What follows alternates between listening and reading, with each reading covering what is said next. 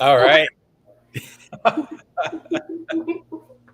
Am I allowed to start off with a Chiefs joke, or is it still too soon? Too soon. Okay. Cool. I was going to say, they may not have gone the distance, but Lena has with the show, because this is your 4th episode. Yeah. It's actually the first game I've watched of football in about 2 to 3 years. I used to be really big into football. I loved fantasy football. And just with my schedule and being busy all the time, I just sort of I don't have time for it. And I made sure to watch that game. Aww. So I was there watching it. I know you were there in person getting to watch it. Yeah, getting to might be a strong term. I would apply that to the first half when we were up 21-3. After that, the privilege level went down significantly. Well, tonight's meal is going to close out like all that ever happened was the score was 21-3. How's that? Sure. How am I doing? Am I too much of a stretch for my sport balling here? Nope, you're good. All right. For those of you joining us, and I think we're going to have some new folks, feel free to ask questions in the chat. We should have some of, Audrey, I shaved the beard a year ago.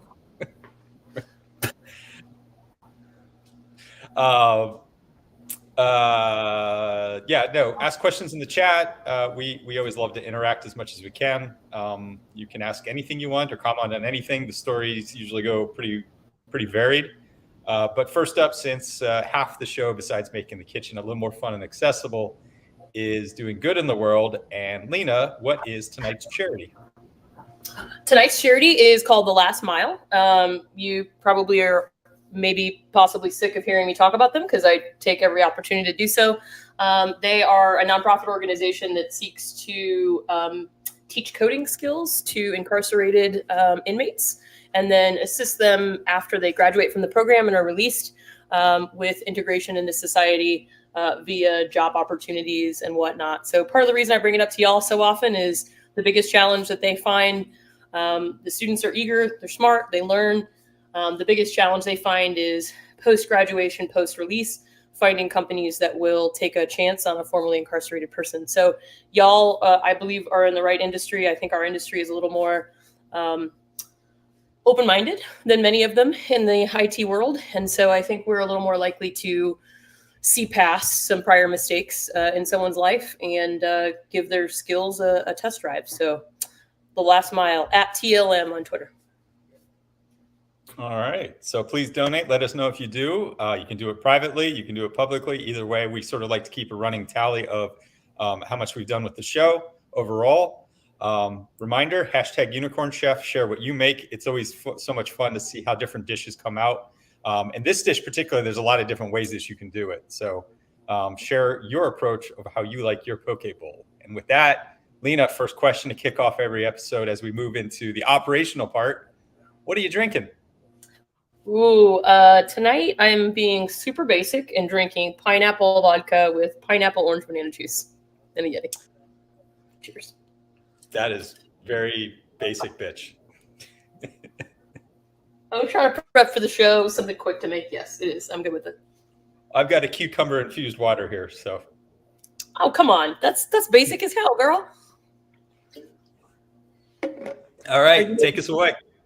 Awesome. All right, so I enjoy either tuna or salmon for this dish. I got both for purposes of just showing you the options and being varied. One note that I will call out is it's really important not to use just any old tuna or any old salmon. I've had people say like, oh, I'll just get some frozen stuff.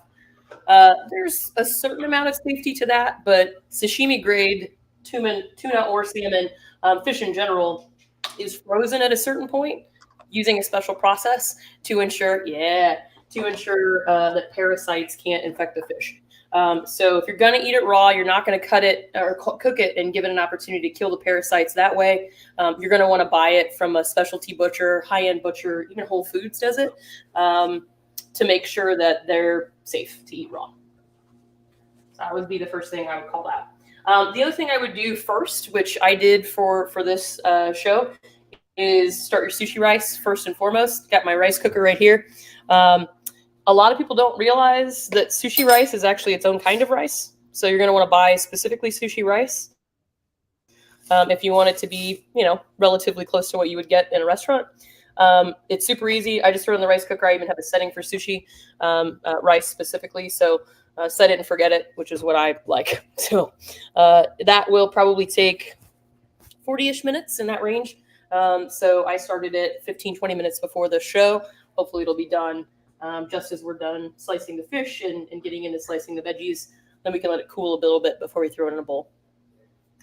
As far as everything else that goes with it, those are the core pieces: sushi rice on the bottom, sashimi grade fish, and we'll talk about what we're going to mix that with momentarily. Other than that, it's really up to your personal tastes as far as what you like to accompany. And in my case, I'm a big fan of crunch, so I got bean sprouts to add as one of my veg because I like the way they crunch.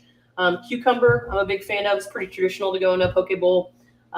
Green onions or scallions or chives are always good. And then because I like crunch, I will either go the lazy route and buy these wonton strips in the salad section of the store, or I also am a big fan of wonton wrappers if I'm short-handed on I dropped one on wonton strips, and then I'll bake them, cut them in half, and then I'll bake them, and that'll be my crunch that I kind of stick in the side of the bowl. Also, if I'm getting a little sick of poke bowls, but I just have a craving for sashimi grade fish, I prepare it the same way, and then I'll put the wonton wrappers in like a cupcake tin to make them into cups to hold said veggies and fish with a little bit of crunch. So alternate means of using the same-ish ingredients. And then obviously avocado. I'm going to try to get the camera up nice and close to make it easy to see how to do an avocado rose. As Bryce and I discussed before the show, it's pretty simple, overly simple, but the biggest key is going to be the relative ripeness of the avocado as to whether it behaves and cooperates with you or not. Questions so far? I'm not watching the chat. Are you? Nope, I'm all over it. No questions Okay. yet. All right, so I'm going to go ahead and just start by cubing up the fish. I did, like I said, get tuna and salmon. What I typically like to do is like a centimeter by centimeter cube. But really, again, it's up to your personal taste, and you might like bigger chunks or smaller chunks. That's totally up to you. Usually, I'll cut a chunk and then slice it vertically, because then you can also very easily slice horizontally and get your cubes.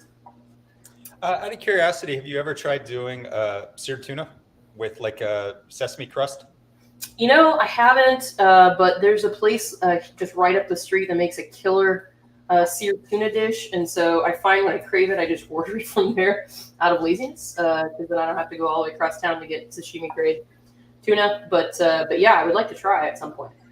It was something I was thinking about for doing for tonight. I'm not going to, but on a future version of this bowl, I'm going to do a sear with the seeds.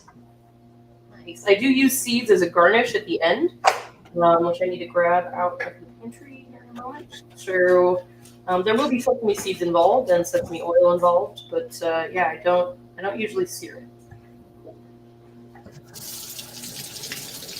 All right. Going. The bowl.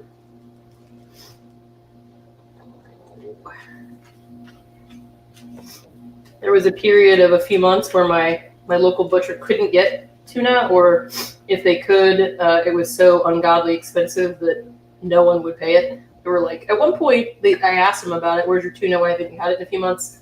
They said, well, it's coming to us at $70 a pound. So by the time we put our markup on it, nobody in their right mind is going to pay, $80 a pound to buy it from us. So we just don't even participate. But then, thankfully, supply chain issues must have resolved themselves because they got it done. And it's not super cheap, but it's not $70. Actually, how much is tuna and salmon out there?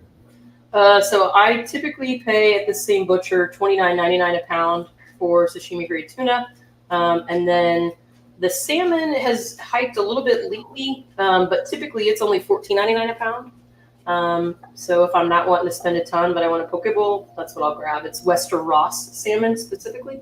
Well, that's these. Yeah, so I was able to get my tuna for $14.99, which is pretty reasonable. That's incredibly reasonable. Yeah. Well done. So the salmon is still skin on, so I'm going to need to remove that for the purposes of this. Usually I just start a little bit from the end, cut down and then 45-degree angle across to separate the skin from the salmon. Once I get a good hold of the skin, I can usually just peel it off from there. More skin. He's got one. All right, so same deal here. Tony, thanks for the shout out with amplifying that we're live now. Who said that? Tony Hunt. Oh, what's up, Tony? All right, we got salmon pieces. I couldn't show you my slicing lest someone from Twitter show up to tell me I'm doing it wrong. Because there's always one. What, do you mean somebody on the internet has an opinion? And they're going to share it with an anonymous stranger? Yep. Pretty much since I hit 10,000 followers, everything I do is wrong. So. And that's why I cut down my social media 2 months ago. Yeah, I'm just used to it. Now I just kind of laugh and add the block list and then shut the app down. Like, oh, silly people. You can fuck off forever. Although, to me, I think it started well before 10,000. Sure. Well, you're more of a public figure. I'm just a regular little old person. Who used to have a really sweet car? Who used to have a really sweet car. There will be a really sweet car again. I'm not exactly slumming it in the 2020 Range Rover either. So, but I have been grief shopping my next car, looking very seriously at the Aston Martin DB11 because it is a V12. I had my eye on the Vantage for a while, but I just how retrograde the indoor tech is. I just couldn't like. I haven't driven one, so I haven't seen that. What was wrong with the tech? Oh, it's so you would expect for a car that costs what it does that you're like Mercedes, right? Mercedes has like world-class tech. I mean, your car is nicer than my Jag, which is like a year or two behind. The Aston Martin is like out of the early teens. What? Yep. That's Apple CarPlay. That's all I care about. I mean, that's the only interface I end up looking at. I think it has that. I thought But it is a hot car. I mean, that was in terms of looks. I think it's the only car that's better looking than mine. Yeah, I was more fascinated by the idea of driving a 12-cylinder engine, which I've never ever done before. But I do love my 8, so it's a pretty big jump from the Vantage to the DB11. Though I'd have to get a used one with 20,000 miles on it to be about the same price as a newish Vantage. But that's okay. No, we'll wait on this actually. All right, so I've got my fish cubed up into bowls. Let's go ahead and add its flavoring before we start chopping veggies. So this is all going to be a taste thing as well. The typical ingredients that I add no matter what I'm feeling that day are going to be some seasoned rice vinegar, which you can find in the Asian aisle of your store.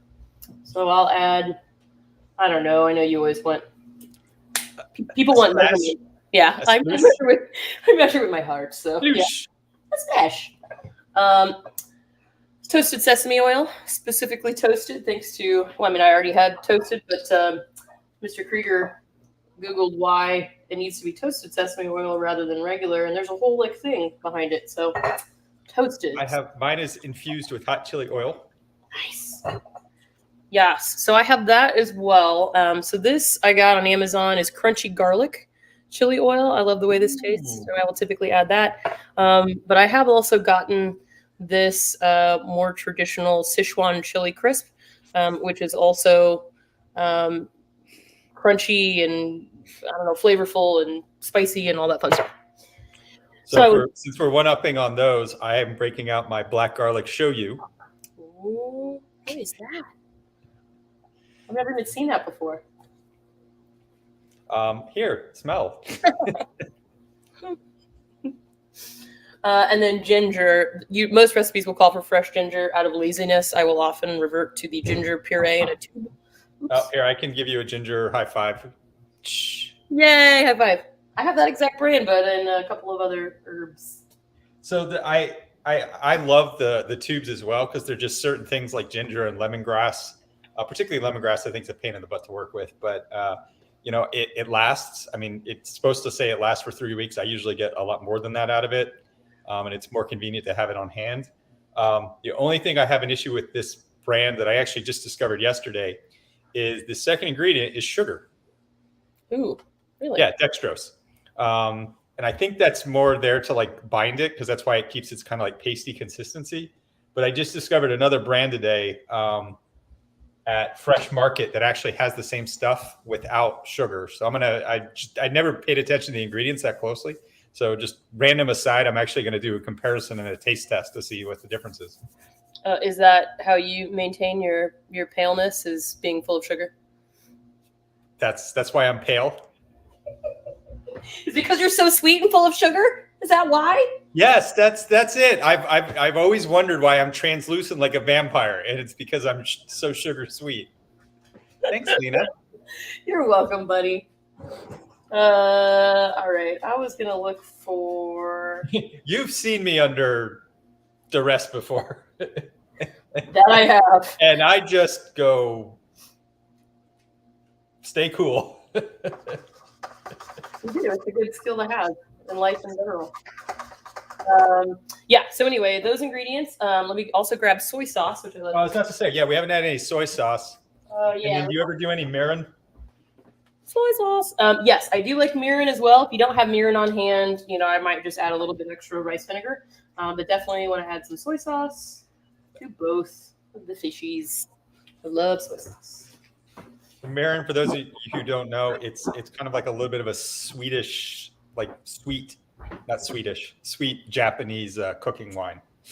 Like, yeah. So it's stocky. I think I'm out, so I'm just gonna add a little. Because our goal with the sauce is we're trying to get the different flavors all together. Yes, definitely goes. All right, cool. I'm also going to grab my sesame seeds because we're going to need those eventually. I will use typically like white sesame seeds with the tuna, and then I'll use black sesame seeds with the salmon, but it doesn't really matter. Sesame seeds are also a good choice. You're not going to go wrong with sesame seeds in general. Really? That's interesting. Paul just noted that ginger can be preserved for a long time in the fridge if you put it submerged in water in a glass jar, which that's interesting. I've never heard that one before, because I do have that problem where if I get fresh ginger, inevitably it molds even in the fridge, but keeping it in water keeps it fresh. Huh. Yeah, and somebody schooled me the other day on Twitter about apparently moldy ginger isn't just like gross and you don't want to eat it because it tastes gross. It apparently turns to toxic when it starts to go bad. By go bad, we mean like so disgusting smelling and looking and moldy that any reasonable person would not put it in their mouths before it's toxic. But, I didn't know that was a whole ass thing. I did not know that either. It apparently is. Now I feel even better about my tube. Yes, exactly. Me too, because it doesn't go bad. All right, cool. So I got my sesame seeds. We'll add those at the end. Have I forgotten anything? Ginger. No, got that. Yeah, here, just showing off the other brand that I looked at today, and I was comparing the ingredients. It's this. Oh, right on. And there's no sugar in it. I haven't looked to see. I have another one too. It's the Spice World brand. Yeah, I've seen those too. Sugar in it. Yep, there's sugar in it too. Yeah. It's crazy. I didn't even pay those ones I feel like don't have as much flavor in the spices. And then I haven't tried the ginger, but I have compared the garlic, and I just find it's kind of like not as potent as fresh garlic. Yeah, I feel that. And then you're going to want to add some sriracha. I happen to really like this. I think this is the same company that makes Bee's Knees spicy honey. It's called Weak Knees, but it's a little bit more than general sriracha. It's got some fermented gochujang chili paste mixed in, which I really like in conjunction with these. Yeah, I don't have any sriracha, so I just went straight with the gochujang, which is basically the Korean equivalent. Yeah. So that's the sriracha and that, basically.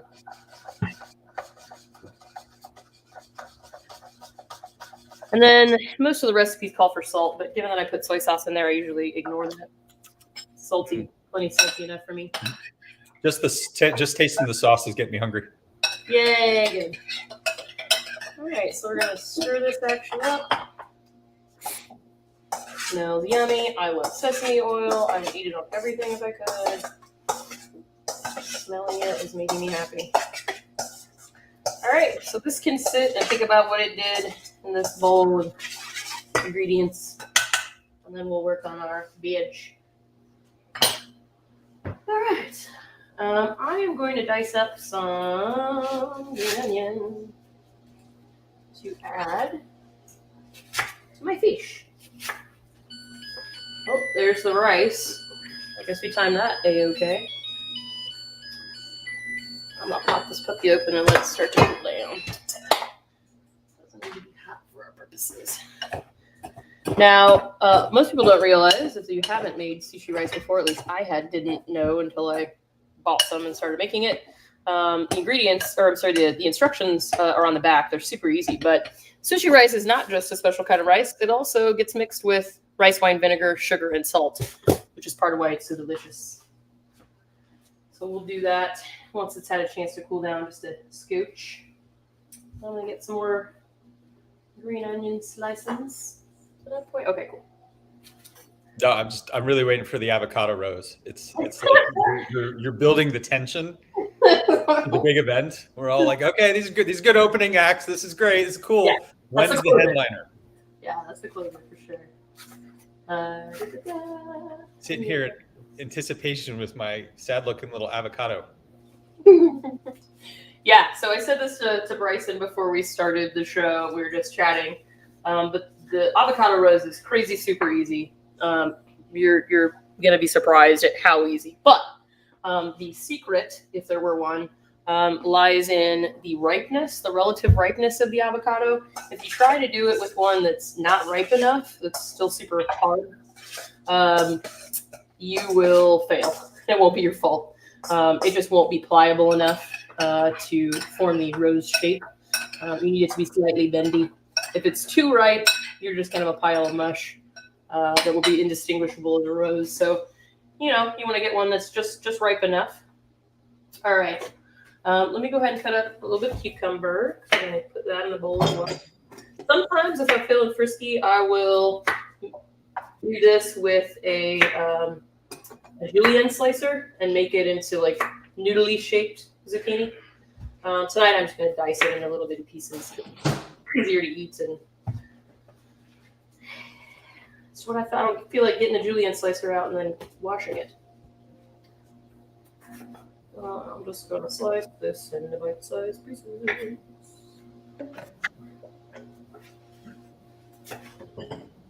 Alright. So I've got some cucumber pieces handy. Alright.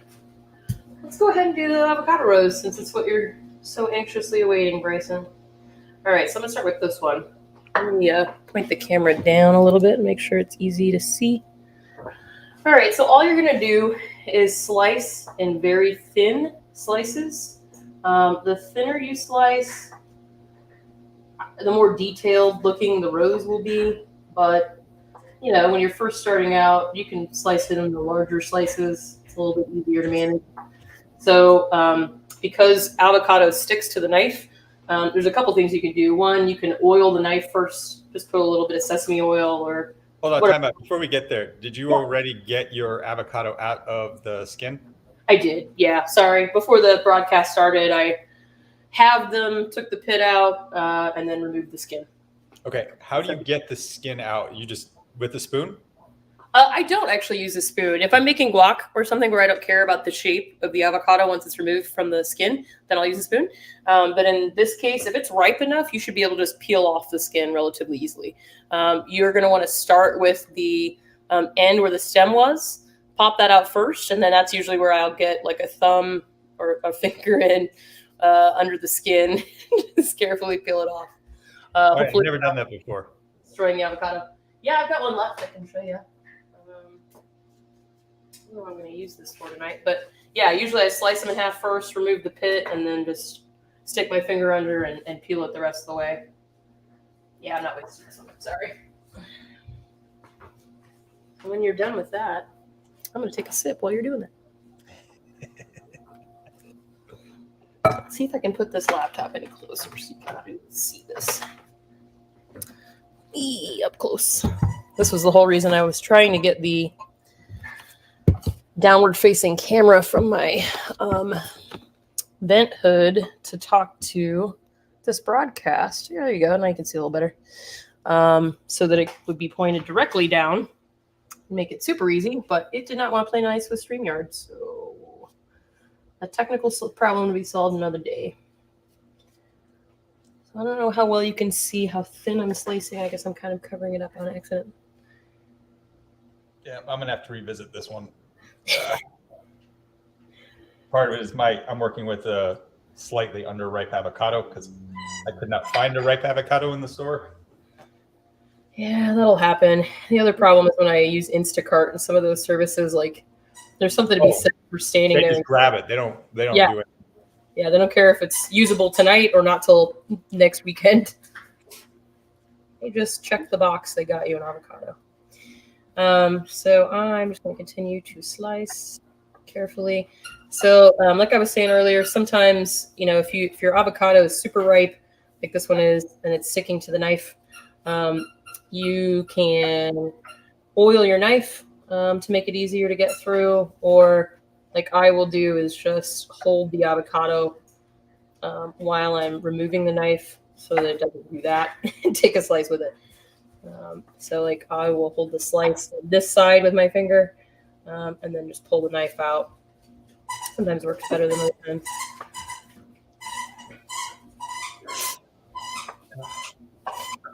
I hope you can hear my idiot puppy walking around honking his toy to himself. Special effects. Ambient sound.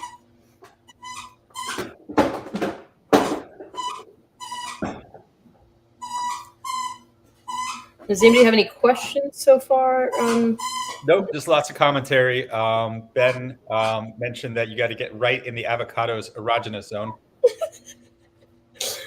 Buy a dinner first. Tell the avocado it's pretty. Be super fascinated by all of its dumb hobbies. All right, cool. So I am sliced through the avocado. Let me put my other glove back on. All right, go feeling up this avocado. Yeah, I can see how this becomes a rose now. I see how pretty yours lines up. Yeah, so you're just going to spread out the slices like so. And this is where it'll start to become apparent if your avocado is not ripe enough, because it won't want to stick together like this. Each slice will want to do its own thing because it's hard as a rock. Right, so we have the slices in a row. Now we're just going to gently curl it into rose shape. Which forms a rose. Oh, Look at that. Told you it was easy. It's just a matter of... Yeah, no, that is a lot easier than I thought it would be. Yeah. There's obviously a lot of elements to make sure that everything lines up so you make it look as easy as it does. But yeah, once you got that, it really just comes together. Yeah, let's eat.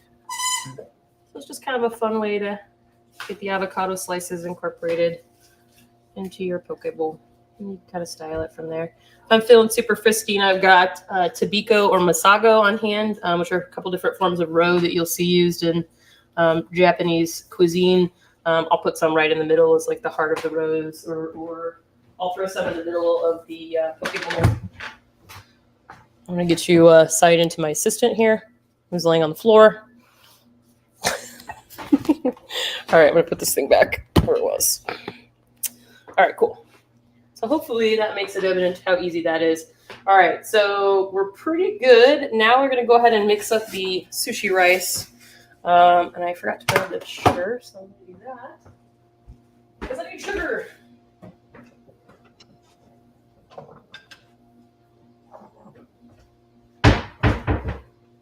Let's use this. That works. All right. So usually I mix this. I mix this in a little mixing cup first, and then the solution is what I apply to the sushi rice. I've noticed if you apply the ingredients separately and then mix it up, it's not quite as even. So, okay, I avoided too much sugar. All right, now I'm going to go rice wine vinegar into this solution. 1, 2, 3, 4, 5. This is actually one thing I will measure, even though I typically don't, because I have mixed with my heart rather than my eyes in the instructions and had some very vinegary sushi rice. So we do measure when it comes to that. And then we want some salt. Like that. Now we have this lovely sushi rice solution we're going to add, and then just mix it up.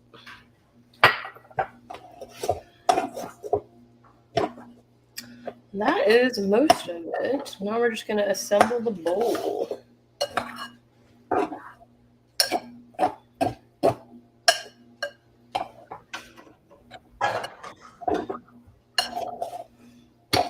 So you've been super busy as always. What's new with you that you want to talk about? I don't know. I got a lot going on. I have some news that I'll be announcing in the end of the month that I can't announce yet. That's especially vague and annoying, I suppose.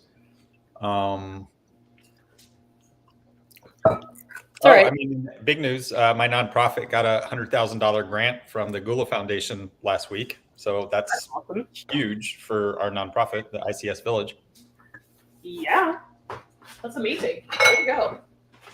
How'd you manage that? Was it just something you had to apply for? Yeah. So I'm actually on the grant advisor, the grant board. So my co-founder with me, I seriously had no input. I told him, I'm like, Tom, don't ask me any questions. You're on your own. You have to submit it, and I can't vote on it or influence the judges. So he did it all on his own. I have no idea what was in our submission. So when it was announced, it was a surprise to me too, because I just did the votes and I didn't obviously vote on our own thing. Well, that's still awesome. Yeah. Actually, doubly awesome. Right on. So what are you guys going to use it for? Just programs and hiring people, or going to work? Yeah, we're completely volunteer. So I mean, $100,000, you can't really hire anybody with that either. So it's going to be toward equipment and building out more training and programming access. We've done a lot. We've done some stuff with universities. We just announced a thing with a couple of universities and Siemens, where we're going to be helping put together vocational programs to get folks into industrial control systems. Well, that's awesome. I would highly suggest utilizing, I'm biased, obviously, but I still think that pump jack capture the flag, well, the pump jack activity itself, we turned it into a capture the flag, but is a really cool visual representation of industrial security. And it's all publicly available online for free. You can download the 3D printing plans and all that fun stuff. All right, cool. So I got sushi rice prepared and in the base of my 2 poke bowls. And now I'm going to just start adding ingredients. So I'm trying to make the avocado I do have look as pretty as I can. I'm sure it'll still be. Not going to be a rose, but we'll see what I can end up with. It'll still be just as sweet, Bryson. Aw. That's why the rice is white like me. Is that what you're saying? No, I was being Shakespearean. Jackass. An avocado by any other name? Yes, exactly. That was what I was going for. All right. All right, I got my tuna. If you soy sauce me, am I not salty? I want you to know that because of my significant other, I have become poisoned by the dad jokes to the point where I laugh at them now. I used to groan and threaten people. Now I laugh. Yeah, they are funny. God damn it. No, they're not. Just like every time I see one, I do still groan. And like the more it makes me groan, the more I know he'll love it. So I download whatever meme or joke and send it to him. All right, so we got these. Now let's go with the cucumber.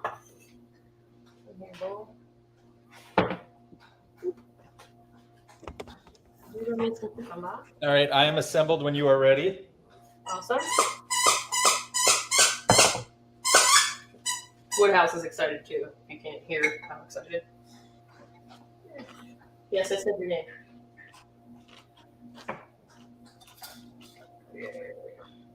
Cucumber. Now let's add our avocado rose. Oh. My bean sprouts.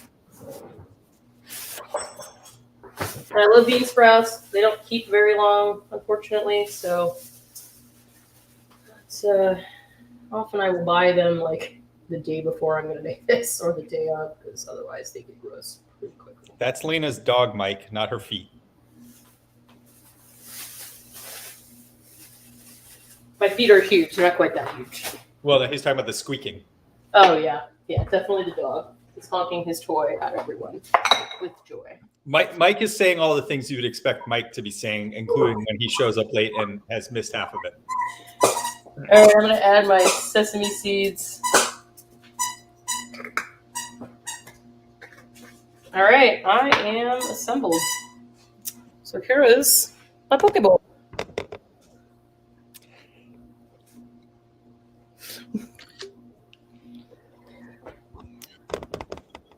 Easy yummy. Gotta take the bite. Yeah. Yum. This is good. Huh? I mean, no, I'm kind of surprised mine's as good as it is. I've never made one before, but I do love it. I do look wonton strips for crunch too. I'm adding more. I forgot to add these. So, closing us out, what's the charity? The Last Mile. Get involved if you don't have hiring authority to make the decision to take a chance on someone that's learned like 6 languages in 2 years without the internet. That's another thing that's worth noting. These folks have learned to code without internet access. So unlike everyone who has ever coded ever, who gets stuck and then Googles the answer, they don't have that option. They have books. They have a closed ecosystem virtual environment that's built locally because they're not allowed internet access out. So in my opinion, it's even more impressive that they're able to do what they've done coding skills wise. And they have started a cybersecurity program. So any of y'all who do have hiring ability, I would strongly urge you to reach out and say, hey, we would totally hire somebody that was really good, regardless of maybe some legal difficulties in their past. And I get that there's going to be some roles that require security clearance or things where that's not allowed.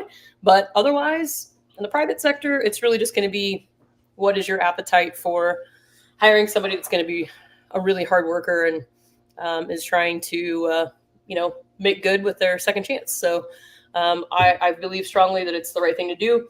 If you don't have hiring ability, they are also looking for mentors and folks who can guide these folks when they get out of the program.